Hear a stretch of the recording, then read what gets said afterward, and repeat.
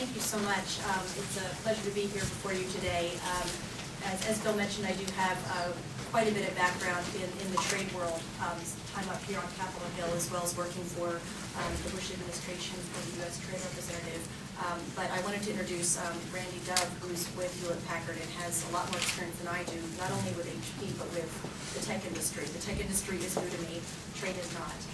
But what I was going to do today is just talk a little bit about kind of where I think we are in the trade space right now. I think, I'm not sure if all of you stayed up to watch the President's State of the Union last night, but he did make a pretty strong reference to trade in the context of competitiveness and innovation, which I thought was a very encouraging sign, and I think was received well by both sides of the aisle.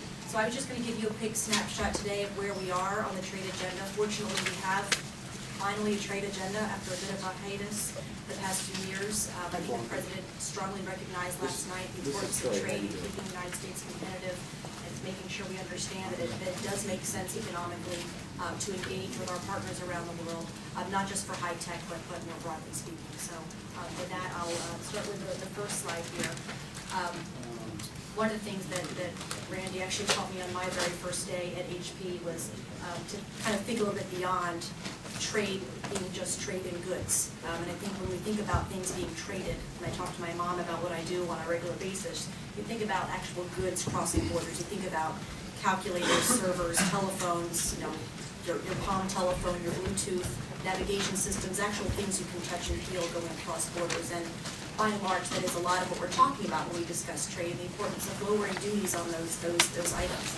But these days, as I think that the President even referred to this last night in his speech, we have to think a little bit beyond just trade in goods and actually trade in services. And the little, one of the things that I think we have to think about is the exchange of information, the exchange of things we can't touch, the exchange of services and software across borders, and how complex that's becoming to regulate, and in government-to-government discussions, quite frankly. How much is the government going to put, another government going to put restrictions on security on things we send overseas through the cloud or elsewhere, and how do you really measure that? That's becoming an increasingly complex issue. Those are two issues there. In terms of how we open our global markets, a lot of this is very basic, but again, just kind of a snapshot when you think about how we actually go about selling more things and more services overseas. There's different ways that the United States government can go about doing that here in the Congress or through the administration. Obviously, free trade agreements, the President mentioned that last night. I'll talk a little bit about the three that we kind of have on deck right now. That is obviously a very obvious way to do a bilateral agreement with a country, reciprocal and permanent. The President's National Export Initiative, President Obama mentioned this initiative last night in his speech, echoing his last State of the Union speech, which was to set a goal of doubling U.S. exports in the next 5 years.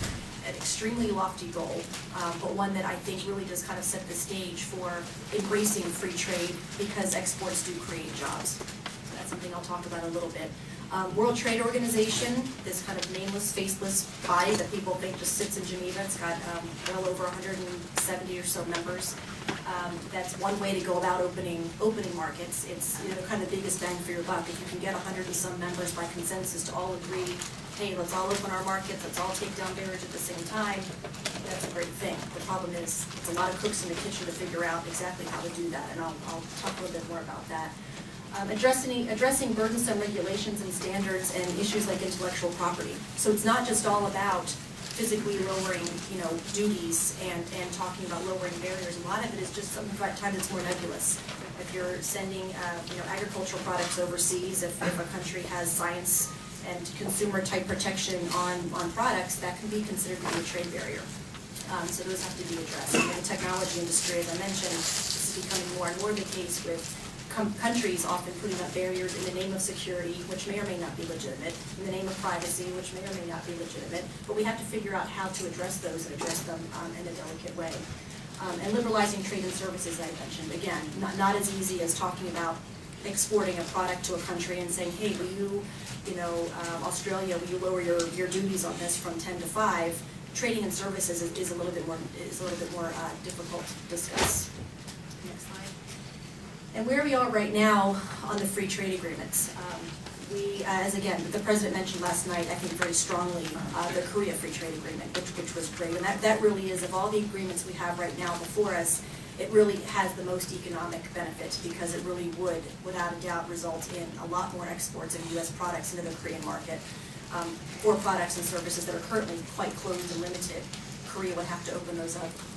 In some cases immediately, in some cases over time, they would have to lower their duties to zero eventually.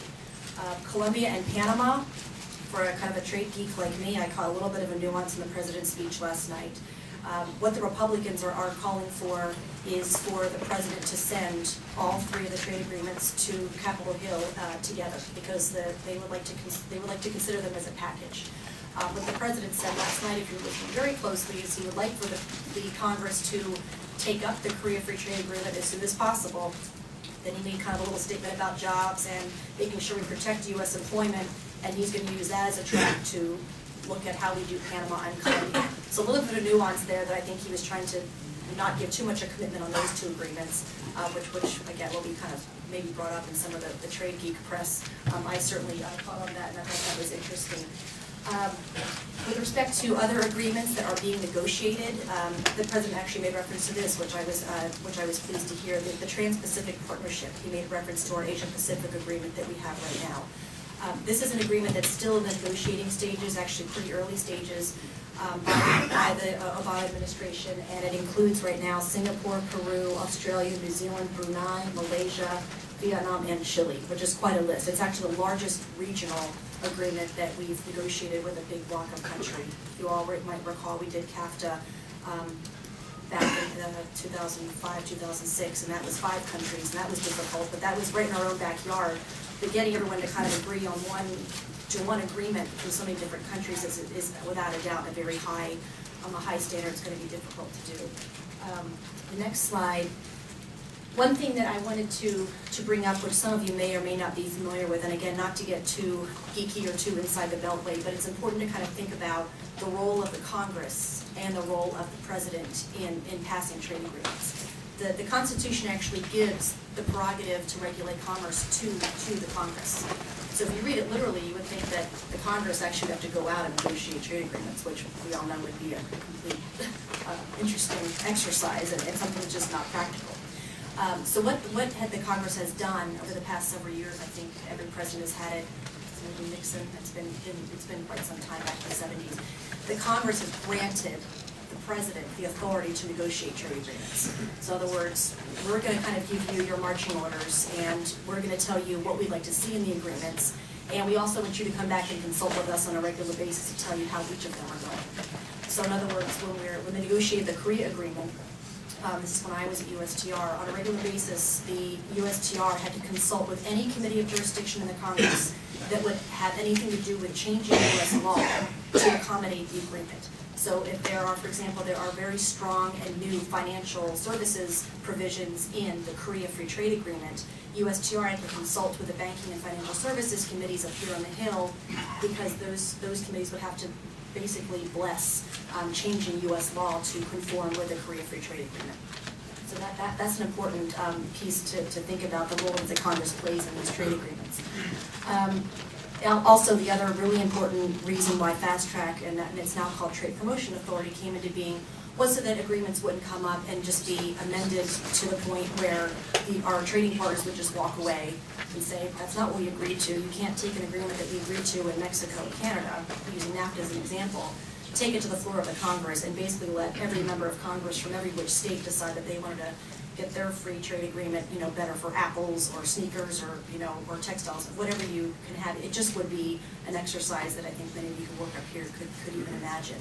So under Fast Track, if a free trade agreement comes to the floor of the Congress under Fast Track, it cannot be amended, and it comes under expedited procedures. So once the president sends an agreement to Congress, the clock starts ticking. There's a certain amount of days that it goes through the committees of jurisdiction, the Ways and Means and Finance Committee. Another certain amount of days it has to go to the floor and be voted on before it would just basically not be considered at all. One thing that may come up when we're talking about the Korea and Colombia and Panama agreements, all three of those agreements were negotiated while President Bush had trade negotiating authority, TPA or Fast Track. They were signed before TPA expired. So that means whenever they come to the Congress, whether it's this year, next year, the following year, they will be protected under Fast Track. They will come under expedited rules. They will not be able to have amendments, and they'll basically be able to move very quickly. One thing I caught, again, trade geek that I am, last night when the president said, I would like for the Congress to take up the Korea FTA as soon as possible. Well, the Congress can't do that until the president sends the agreement. So that's kind of where Korea is right now. It is ready to go. I think it's been ready to go for quite some time. The president had to do some kind of some finagling with the Koreans over the past few months to address things like automobiles and cattle, the latter of which isn't fully worked out yet, but I'm sure that it will be given the political constituents up here that cares about beef. But once that's done, he's going to send it to the Hill, and I think we're talking about perhaps a February, maybe, I guess that's next week already, sending it to the Hill, starting that process, and I think the goal is to have a vote on the Korea Free Trade Agreement in March, subject to how you all know things work up here. But the other important thing to note is that TPA has expired for all future free trade agreements. So TPP, for example, which I just mentioned, right now is not subject to fast-track negotiating procedures. So if they were to conclude the TPP talks, tomorrow or whenever, that would not be able to come up under fast-track procedures unless the president were given new authority, which is an enormous exercise up here, just because of the reason I mentioned before, the fact that Congress has the authority to regulate commerce under the Constitution. When you talk about granting that authority to the White House, every single member of Congress is going to figure out, what can I do to get something I care about in that authority? So when the president negotiates, he has to take into consideration my agriculture district, my steel district, my automobile district. So it's an enormous exercise. And my guess is that you're not going to see the TPA discussion come up unless we're really talking about something that truly is about to be concluded or sent to the Congress. It's kind of a waste of political energy, in my view, until it becomes very real. Next slide. And again, where we are on Korea, Colombia, and Panama, I mentioned briefly kind of where they are in the reference to the president's speech last night. I think Korea is good to go. It is a big deal for the U.S. tech industry. A lot of it, for example, for just HP, a lot of it has to do with the services. And it's not all just about trade and breaking down barriers, it's also about rules. And when you do these free trade agreements, a lot of what USTR negotiates is for countries to strengthen rules that they have on the books. And it can cross everything from intellectual property to investment, government procurement, e-commerce. So it's not just about talking about, okay, here's all the products we want you to lower your duties on, these are all the services we want to sell into your market. We want you to do all of these things that make our U.S. investments better. And it's reciprocal. So it's not just the United States being the demandeur telling Korea, you have to do all these things because our U.S. companies are having trouble getting in your market. The U.S. also has to reciprocate and do the same, which is precisely what you saw, maybe some of you observed with the automobile talks going back and forth. That is really what it was all about. We have to play ball as well. So those strong rules are very, very important. And for tech companies, those are extremely critical because it really does help deal with predictability. There's dispute settlement built into these free trade agreements. So if a country is not abiding by the rules it agreed to, they can go to a panel and it can be arbitrated. And ripe for passage. Korea again is ready to go. The president, I think, was very clear last night. He'd like to see it done. The Ways and Means Committee held a hearing just yesterday on all three agreements. I say all three agreements because, again, Chairman Camp and the other Republicans have said very clearly they want to see all three agreements. White House isn't so sure. They're going to have to figure out kind of how they thread that needle politically. The reason why the White House isn't so sure on Panama and Colombia, and quite candidly, is just there's a lot of labor concerns. Colombia has come a long way with respect to its labor issues down there and right to organize and so forth and so on. But I think there is some political concern that they need to do a little bit more, and that needs to be discussed with the members up here in the White House. Traditionally speaking, trade has, and I think continues to be, a relatively bipartisan issue. It's interesting because you think about trade is really an ugly word to a lot of people. When I worked at USTR, my mom, she literally called me one day and said, "Are you working to sell American jobs down the river?" I said, "Sure, Mom, that's what I'm doing. That's exactly why I signed up to work at the U.S. Trade Representative's office." But I mean, to the point, I think a lot of people don't understand a lot of things we were talking about, the high-paying jobs that are associated with trade, what exports mean to the U.S. economy. And so, but that being said, there really is a lot of support on both sides of the aisle for trade. I mean, if you have Democrats on the West Coast that work in Seattle or represent, Seattle represent Oregon, they sell a lot of stuff to Asia. They care about trade. They get trade. Republicans, you have your isolationists here and there that just are skeptical of trade, generally speaking, but they're generally pro-business. So I think at either end of the spectrum, you have the labor concerns, the kind of the skepticism across the board from the labor unions that trade is bad for U.S. jobs, which I don't think is the case, which the president actually was speaking to last night. And then you have, your occasional Republican that is, protectionist and doesn't want to see the U.S. opening its borders, so that becomes a problem. But I think by and large in the middle, there really is a lot of room. And in my mind, Korea could very well be one of the only bipartisan efforts that could actually go through the Congress this year. And again, that's where we are in the White House, looking for maybe them to send it and have a vote in March on Korea. Next slide. I have one more. WTO. I mentioned this, and I'm not going to spend too much time on it just because, quite frankly, what a lot of people say about the WTO right now is that it has a little bit of life in it, but it's almost dead. I don't think that's the case. There definitely are still discussions going on. Like I said, the WTO is a huge organization that's run by consensus. So to get anything done, namely a huge trade deal that makes every country from Mali to Canada have to make commitments that they stick to is extremely difficult to do because any country can hold it up. But that being said, it is a huge bang for the buck. If you get all these countries to agree to an electronics or high-tech sectoral where they all have to unilaterally lower their duties by a date certain, that is a huge deal for everybody involved. But everybody wants something for that. No one wants to do it unless they get something else that has nothing to do with that issue. And so it's taking a long time. Right now we're in what's called the Doha round. It was launched several years ago. It's the development round, the theme being that we're going to lift up the poorest economies in the world and help them trade. Rather than just kind of send them aid, we're going to really help them trade on a competitive basis. So the round is still going, but the talks have been a little slow the past several years, but there's still some life in that.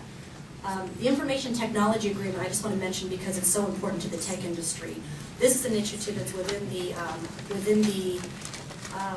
WTO. It's 70+ members, so it's not every WTO member that has agreed unilaterally to lower their duties on many products. There's discussion that list may be expanded this year to include, quite frankly, tech products that didn't agree when the last ITA was done. Things like Bluetooth, navigation technology that really should be duty-free but need to be renegotiated. Russia is something I just want to mention very briefly. Russia is interested and has recently made very strong taken strong steps to join the WTO. As you can imagine, that is something that I think members up here will take a good and hard look at. The Congress would have to vote on this in a kind of a roundabout way. They would have to grant Russia permanent normal trade relations in order for the United States to give benefits to Russia should they join the WTO. And as you all can imagine, this is going to be a debate up on the Hill that's going to go well beyond trading with Russia. It's going to be, every committee I can imagine is going to get engaged because of security issues, corruption, you name it. I really can't even think of a logical champion up here that would take on the Russia WTO right away. I think it's going to be a little bit of a difficult. But that being said, Russia still has a little bit of work to do in the WTO. Could come up this year, but I think it's a little bit of a long shot. And finally, just to wrap up, trade in the Congress. I love trade in the Congress because it really is one of few bipartisan issues where you can go to both sides of the aisle and find friends on both sides that care about trade, that they're thoughtful about trade, they ask great questions. What does it mean for my district? TechAmerica, that's where I think they really are going to be extremely important for the Korea Free Trade Agreement because that's what every member of Congress is going to ask. What does it mean for jobs in my district? What does it mean for my state, for exports and so forth and so on? Ways and Means and Finance Committee have the jurisdictions. Other committees may get involved as issues come up. Geopolitical issues, obviously Korea, Colombia, it's not just trade, it's geopolitical. Those kinds of members of the Foreign Relations Committees will certainly have a statement on that. Jobs, jobs, jobs, that's what everybody cares about. To the degree you can connect, as I think the President did last night, connect trade to jobs, that's a pretty positive path going forward. I think that's the case we're going to have to make to get these agreements done. And finally, it's about leveling the playing field. We are not the only country in the world that negotiates free trade agreements. Europe is going gangbusters, Japan, China, there's all these other agreements taking place around the world, and until the United States continues to implement our free trade agreements, these countries are waiting. So, we lose market share in that sense. So you hear this saying a lot, leveling the playing field. I think if we had to do like a clip of Republican statements on the free trade agreements, you're going to hear that phrase a lot. So I just thought I would throw that up there to prepare you. So thanks again for your time, and if you have any questions, I'm available to chat with you afterwards.